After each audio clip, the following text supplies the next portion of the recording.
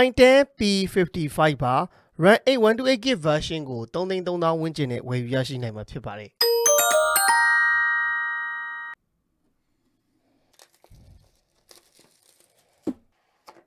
ပါဝင်တဲ့ specification လေးကိုလည်းဒီမှာအကျဉ်းအဖြစ်ရေးပေးထားတယ်ပေါ့အခြေခံအားဖြင့်တော့ hardware spec အားလုံးဒီ iTel S23 နဲ့တော်တော်များများတူညီတယ်ပိုကောင်းလာတာတော့ဒီကောင်80W charging ပါတယ်ပေါ့15 megapixel ကင်မရာဘာညာပါတာတူတယ်အဲ့တော့ဒီကောင်ကိုကျွန်တော်ပြီးမှကြည့်မယ်ဘူးထဲမှာဘာတွေပါတော့အရင်ကြည့်ရအောင် user guide ပါမယ် silicon အပျော်လေးပါပါမယ် 18W charging ကောင် Type C ဂျို original earphone လေးပါဝင်တာတွေ့ရပါတယ် iTel P55 လေးရဲ့ design color big quality အသားနာပါ flat cover flat frame design ကိုပဲသုံးထားတယ်တော်တော်ကြီးကိုတော့လှတယ်အထူအနေနဲ့က 8.4mm ရှိပြီးတော့အလေးချိန်က 190g ပဲဆိုတော့ပေါ့ပကင်လို့ရတဲ့အနေအထားမှာတော့ရှိတယ် single ကတော့3 card slot ဖြစ်ပြီးတော့ single 2 card memory card ပြိုင်တူထည့်သွင်းအသုံးပြုနိုင်မှာဖြစ်ပါတယ်တကယ်တော့ P55 က iTel S23 ကို 18W charging ထည့်ပေးလိုက်တဲ့ version လို့ပြောလို့ရတယ်ပါဝင်တဲ့ main camera 15 megapixel ပါဝင်တာ AI sensor ပါဝင်တာ8 megapixel selfie camera ပါဝင်တာဘာညာအားလုံးဒီဒါကျွန်တော်တို့ S23 ဆက်လက်နဲ့အားလုံးအတူတူပဲဒီကောင်မှာပိုကောင်းလာတာ 18W charging ပါဝင်လာတာပိုကောင်းလာတဲ့အချက်တွေဖြစ်တယ်နောက် design ကတော့ back color texture design အသားနာတော့အနည်းငယ်ပြောင်းလဲသွားတယ် plastic back plastic frame ဆိုပေမဲ့နောက်ကသူလုပ်ပေးထားတဲ့ back cover design texture တွေကတော်တော်ကိုဒါ entry smartphone တစ်လုံးအနေနဲ့လှတယ်ဆိုတဲ့အနေအထားမှာရှိတယ်ဒီကောင်လေးကတော့ကျွန်တော် blue ပေါ့နော်အပြာရောင် color လေးဖြစ်တယ်တော်တော်လေးကိုလှတယ်ဒီကောင်ရဲ့အပေါ်ဘက်မှာတော့လုံးဝကျွန်တော်တို့ပြောင်းလုပ်ပေးထားတာတွေ့ရတယ်ဒီဘက်ပြီးမှာတော့ volume up down power button အောက်ဘက်ချမ်းမှာတော့ကျွန်တော် speaker တစ်လုံးပါမယ် type C port ပါမယ် mic ပါမယ် 3.5mm audio jack ပါမယ်ဒီဘက်မှာတော့ကျွန်တော်တို့ SIM slot လေးပါဝင်တာကိုတွေ့ရပါတယ် screen size ကတော့ 6.6 inch IPS LCD ကိုပဲသုံးပေးထားတယ် 720p resolution နဲ့ကြည့်ရမယ် 90Hz refresh rate support ပေးပါတယ် Android smartphone တစ်လုံးအနေနဲ့ပန်ရှိုးလေးနဲ့လာတာကတော့ပို့ပြီးတော့သဘောကျစရာကောင်းတယ်ပေါ့အဲ့တော့ကျွန်တော်ဆက်လက်လေးတစ်ချက်လောက်ကြည့်ရအောင်ပါ iTel S23 လေးကိုဆက်လက်လုပ်ပြီးတော့ဒါကျွန်တော်မြင်တွေ့ရမယ်အနေထားကျွန်တော် brightness လေးကိုတစ်ချက်ကြည့်ရအောင်ပေါ့နော် brightness ကတော့ကျွန်တော်တို့ဒီဈေးဝန်းကျင်ဖုန်းတွေထဲမှာလင်းနေဆိုတဲ့ထဲမှာထည့်လို့ရပါတယ်တော်တော်လင်းနေဆိုတဲ့အနေထားမှာရှိရပေါ့နော်သူ့ရဲ့ LCD ကရုပ်ထွက်ပါညာတော့ကျွန်တော်ပြီးတော့အသေးစိတ်ကြည့်မယ် iTel တွေကကျွန်တော်တို့ global version ဝင်တာဖြစ်တာနဲ့အညီ Google service ပါညာအားလုံးပါတယ် iTel Infinite Techno အမျိုးတော်တာဖြစ်တဲ့အတူပေါ့နော်ဟိုကျွန်တော်တို့တကယ်လို့ call recording သုံးမယ်ပါညာဆိုရင်လည်းအတန်ဖန်နေသည်လို့မအော်ပဲနဲ့ call recorder ကိုလည်းအလွယ်တကူဖမ်းလို့ရတယ်ပေါ့နော်အဓိကအဲ့ဒါ secondary phone ဖြစ်ကိုင်လုပ်ငန်းအတွက်သုံးအဆင်ပြေတဲ့အချက်ဖြစ်တယ်ကျွန်တော်ဒီ display and brightness မှာလည်းပါနေကြ refresh rate လေးပါလောက်ပါတော့ပြပေးမယ်ပေါ့နော် refresh rate အနေနဲ့ကဒီကောင် 16Hz 90Hz ထားလို့ရမယ် auto twist ထားလို့ရမယ်ပေါ့ဒီမဲ့တော့ကျွန်တော် 90Hz နဲ့ပဲစမ်းပေးလိုက်မယ်ပါတဲ့ special function တွေကိုကြည့်ချင်တော့ဒီမဲ့ setting တွေက special function ကိုသွား memory fusion ကကျွန်တော်88ပေါ့နော် virtual RAM 8GB ထိ RAM 8GB တောင်ပေါ့ virtual RAM 16GB ထိတိုးလို့ရတာဖြစ်တဲ့အတွက်က 24GB တောင်ထားပြီးသုံးလို့ရတယ်ပေါ့တကယ်တော့ physical RAM ပါတာတော့ 8GB ပဲအဲ့တော့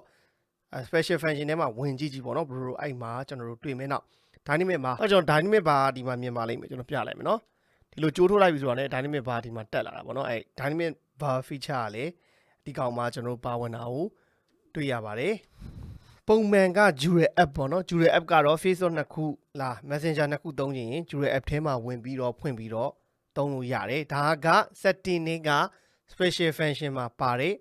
feature တွေဖြစ်ပါတယ်သူရဲ့ specification တွေကိုလည်းဒီမှာရေးပေးထားပါတယ် iTel P55 ပေါ့နော် Android version 13နဲ့သုံးရမယ် CPU အနေနဲ့ကတော့ T606 UniSoc T606 ကိုသုံးပေးထားတယ်8 megapixel selfie camera 15 megapixel Jure camera RAM 8GB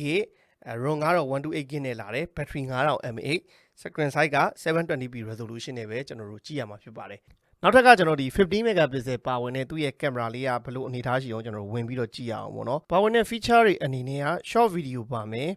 video ကတော့ 1080p 30fps အများဆုံးရိုက်လို့ရမယ်ပေါ့နော်ဒါကျွန်တော်ရှေ့ရောနောက်ကောက 1080p 30fps ကအများဆုံးရိုက်လို့ရမယ်အနေထားပါနောက်ထပ်က photo ပါမယ်နောက် beauty ပါမယ် beauty ကတော့ကျွန်တော်ရှေ့ကင်မရာနဲ့ပဲရိုက်နောက်ကင်မရာပဲရိုက်ပဲကိုယ့်ရဲ့ skin tone smooth ဖြစ်ချင်တော့ beauty ဖွင့်ရိုက်ပေါ့နော်နောက်ပြီးရင် portrait ပါမယ် super night မှုပါမယ်မိုးထဲမှာတော့ ultra HD ဆိုတာ15 megapixel နဲ့ရိုက်ချင် ultra HD နဲ့ရိုက်ရပါမယ်နောက်ထပ်က AI shot pro မှု panorama မှု timeless HDR ဆိုတော့ Android smartphone တစ်လုံးအနေနဲ့ပါဝင်တဲ့ camera feature တွေကတော့စုံတယ်လို့ပြောလို့ရတယ်တကယ်လို့ကျွန်တော် watermark ဖွင့်ခြင်းနဲ့ဟိတ်ဆိုရင်ဒီမှာ photo ကိုသွားပြီးတော့ setting လေးရှိရပေါ့နော်အဲ့ setting လေးမှာတစ်ချက်နှိပ်ပြီးရင်ကျွန်တော်တို့ဒီမှာ model watermark ပေါ့နော်ဒီမှာတယောက်တစ်ခါလေးဖွင့်ပေးထားတယ်ဒီ model watermark လေးဖွင့်လိုက်ပြီးဟိတ်ဆိုရင်တော့ဒါကျွန်တော်တို့ရိုက်လိုက်တဲ့ပုံမှာiTel P55 နဲ့ရိုက်ထားတယ်ဆိုတာပုံမယ်ပေါ့နော်အဲ့တော့ကျွန်တော်တို့sample ပုံအချို့ကတော့တင်ပေးလိုက်မယ်ဒါပေမဲ့ဒါဒီကျွန်တော်တို့သိတဲ့အတိုင်း Android smartphone မှာဘလောက် result ရနိုင်တော့ကတော့နောက်မှာထည့်ပေးထားတယ်သေးသေးကြည့်လိုက်ပါ sample photo အချို့ကိုထည့်ပေးလိုက်တယ်ပေါ့နော်ကျွန်တော်တို့ studio ထဲမှာရိုက်ထားတဲ့အနေထားတွေရောနောက်ပြီးရင် bro ဒီခံမှန်းပြီးတော့အယောင်တွေ color တွေကြည့်အောင်တော့အယောင်စုံစုံလေးဖြစ်အောင်ရိုက်ပေးလိုက်တယ်ဒီ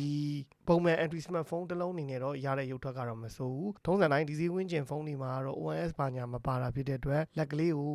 ငင်းကန်အောင်ထားပြီးတော့ရိုက်အလင်းကောင်းကောင်းရတဲ့နေရာမှာရိုက်တဲ့ဟိတ်ဆိုရင်ဒီဈေးဝန်းကျင်ကင်မရာတွေထဲမှာတော့အဆင်ပြေတယ်ဆိုတဲ့ရုပ်ထွက်ကိုရတယ်နောက်မှာတော့ကျွန်တော်တို့ဒီလူပုံပေါ်ထွက်ရိုက်ထားတာရော landscape ရိုက်ထားတဲ့ပုံအချို့ရောနမူနာကြည့်လို့ရအောင်ထည့်ပေးလိုက်ပါတယ်ကျွန်တော်ဒါကတော့ iTel P55 မှာ mobile ကြီးချမ်းဆော့ရင်ရမယ့် graphic setting တွေကိုတစ်ချက်ဝင်ကြည့်မှာဖြစ်ပါတယ်ဒီစစ်ကိုစစ်က game ဆော့လို့ရလားဆို game အရင် heavy ဆော့ဖို့အတွက်တော့အဆင်မပြေပေမဲ့ပေါ့နော် Android smartphone ထဲမှာသူ့ SoC ကတခါတလေဆော့ခြင်းဆော့လို့ရတယ် game heavy ဆော့မဲ့သူအတွက်ကတော့မညုံပေါ့နော်ဒါပေမဲ့ graphic setting တွေကတော့အမြင့်ကြီးပွင့်တယ်လို့ပြောလို့ရတယ်ပေါ့နော်ဘာလို့ဆို graphic က ultra ထိပွင့်တယ်ဗျာ refresh rate frame rate ဆိုရင် super ထိပွင့်တယ်ဆိုတော့ဘာပြောဒီ mobile လေးချမ်းဆော့လို့ရတဲ့ Android smartphone ထဲမှာဒါ graphic setting တွေတော်တော်များများပွင့်တယ်လို့ပြောလို့ရတယ်ဒါပေမဲ့ဒီကောင်တွေကပူလာရင်တော့ထစ်နိုင်တဲ့ပြဿနာဘာညာတော့ရှိတယ်ပတ်ကြီးမှာကြတော့ကျွန်တော်တို့သူ့ရဲ့ရနိုင်တဲ့ graphic setting လေးတစ်ချက်ကြည့်အောင် graphic တွေကကျွန်တော်တို့ G99 နဲ့ရတဲ့ graphic setting နဲ့သွားတူတယ်လို့ပြောလို့ရမယ် HD high ရမယ် balance ultra ရမယ် smooth ultra ရမယ်ဒါပေမဲ့ကျွန်တော်တို့ဒီလိုပတ်ကြီးကိုဒီကောင်နဲ့ဆော့တဲ့အချိန်ကြရင် gyroscope ပါလား sensitivity ပေါ့မပေါ်တော့ကျွန်တော်တို့တစ်ချက်ဝင်ကြည့်လိုက်အောင်ပါ gyro ကတော့ကျွန်တော်နည်းနည်းလေးမီလီစက္ကန့်လောက်လေးနည်းနည်းလေးလေးတဲ့အနေထားကိုတွေ့ရပါတယ်เนาะ gyro တော့ပါပါတယ်เนาะကျွန်တော်တို့အမဲဒီမဲပေါ့เนาะဒီမဲမြင်တဲ့အတိုင်းပဲ bro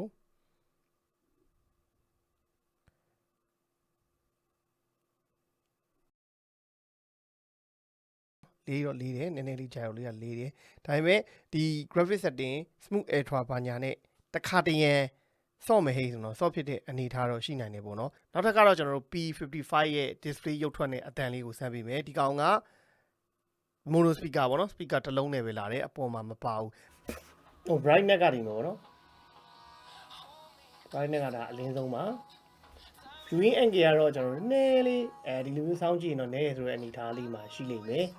ကျွန်တော်တို့မြင်တွေ့နေကြ Spec 20C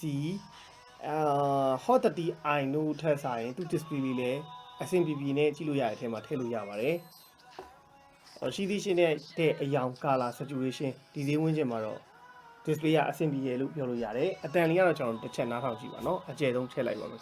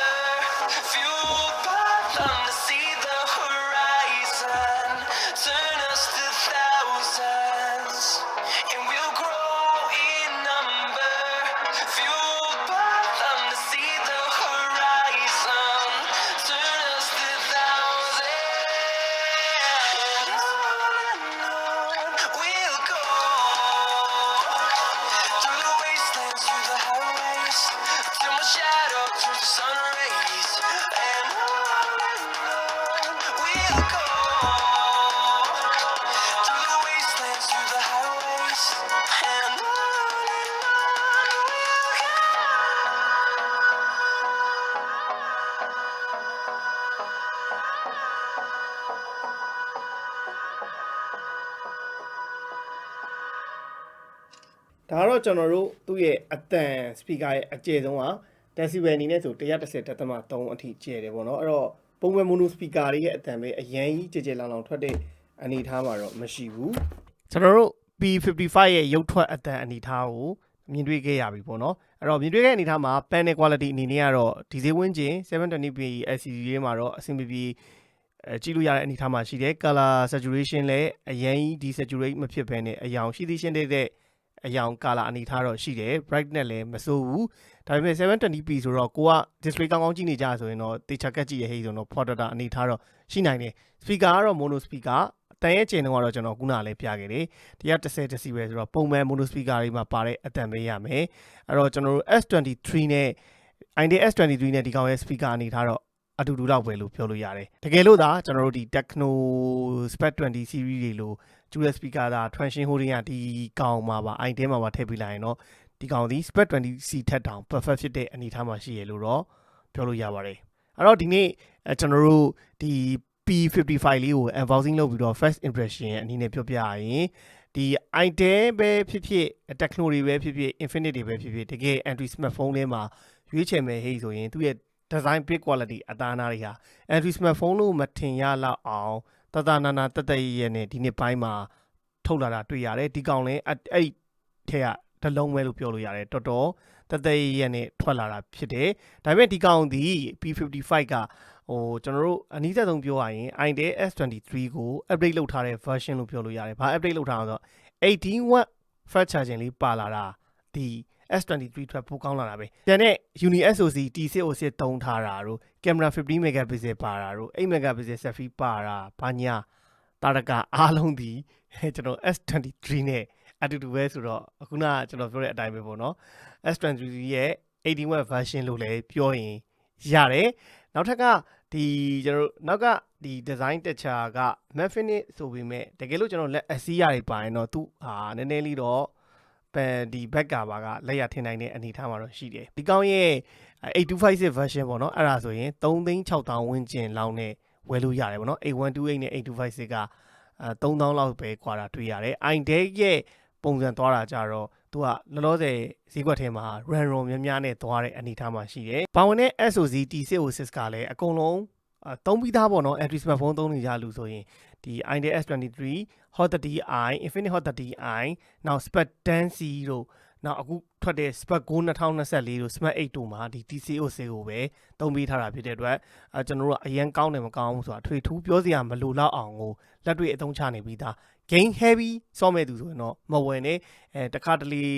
Android smartphone ထဲမှာတခါတလေဆော့တတ်တဲ့သူဆိုရင်တော့ဆော့လို့ကတော့ရတယ်ဆော့လို့ကောင်းနိုင်မဲ့အနေထားမှာတော့မရှိဘူး daily usage ထဲမှာတော့ဒီကျွန်တော်တို့ Android smartphone ဈေးကွက်ထဲမှာ T606 ကတော့တော်တော်အဆင်ပြေနေသေးတဲ့ SoC တခုအနေထားမှာတော့ရှိတယ် display ရဲ့ quality speaker quality တွေကတော့ဒီ iTel S23 နဲ့ P55 ကအတူတူအနေထားမှာပဲရှိတယ် battery 5000 mAh 80W charging ပါလာတာဟာဒီကောင်ရဲ့တိုးတက်လာတဲ့အချက်ဖြစ်တယ်လို့ပြောရင်းနဲ့ကျွန်တော်ဒီနေ့ဗီဒီယိုလေးကိုဒီမှာနေအဆုံးသတ်ပါတယ်အားလုံး